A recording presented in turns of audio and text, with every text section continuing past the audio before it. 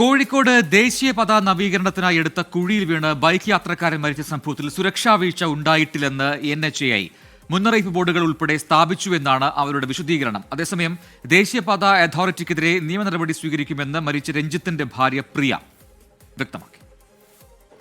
ഇക്കഴിഞ്ഞ ഫെബ്രുവരി 2-നാണ് ഓൺലൈൻ ഭക്ഷണ വിതരണ കമ്പനി ജീവനക്കാരനായ രഞ്ജിത്ത് മരിക്കുന്നത്.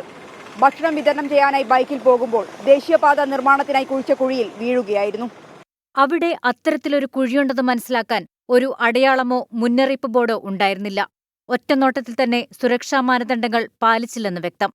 ഇതിലാണ് ദേശീയപാത അതോറിറ്റി വിശദീകരണം നൽകിയത്. സുരക്ഷാ വീഴ്ച ഉണ്ടായിട്ടില്ല എന്നാണ് വിശദീകരണം. വെള്ളം നിറച്ച ബാരിക്കേഡുകൾ, റിഫ്ലക്റ്റീവ് ടാപ്പുകൾ, മുന്നറിയിപ്പ് ബോർഡുകൾ എന്നിവ സ്ഥാപിച്ചിരുന്നുവെന്നും വിശദീകരണക്കുറിപ്പിലുണ്ട്. എന്നാൽ രഞ്ജിത്തിന്റെ കുടുംബം ഈ വിശദീകരണം പൂർണ്ണമായും തള്ളുകയാണ്. NHAI ഉദ്യോഗസ്ഥർക്കെതിരെ നടപടി വേണമെന്നാണ് രഞ്ജിത്തിന്റെ ഭാര്യയുടെ ആവശ്യം. ഇക്കാര്യം ചൂണ്ടിക്കാട്ടി കേന്ദ്രമന്ത്രി സുരേഷ് ഗോപിക്ക് പരാതി നൽകി. നമ്മുടെ കേന്ദ്രമന്ത്രി സുരേഷ് ഗോപി സാറിനൊരു മെയിൽ അയച്ചിരുന്നു. അദ്ദേഹം അത് സെൻട്രൽ ഗവൺമെന്റ് ഗതാഗത വകുപ്പ് മന്ത്രി നിതിൻ ഗഡ്കരിക്ക് ഫോർവേഡ് ചെയ്തിട്ടുണ്ട്.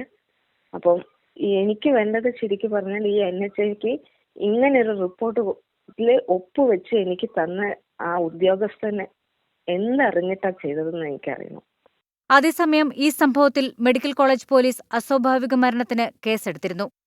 കുടുംബത്തിന്റെ ഏക വരുമാന മാർഗമായിരുന്നു രഞ്ജിത്ത്. അതാണ് നഷ്ടമായത്. ഈ കുടുംബത്തിന് ഇതുവരെ നഷ്ടപരിഹാരമൊന്നും ലഭിച്ചിട്ടില്ല. 5 വയസ്സുള്ള ഒരു മോളുണ്ട്. ഈ കുട്ടിയുടെ വിദ്യാഭ്യാസം ഉൾപ്പെടെ മുന്നോട്ടു പോകേണ്ടതുണ്ട്. അതിനാൽ ധനസഹായം കിട്ടിയേ മതിയാകുള്ളൂ. മിഥില ബാലൻ, 24 കോഴിക്കോട്. പൊതുജനം കഴുതയല്ല സാർ.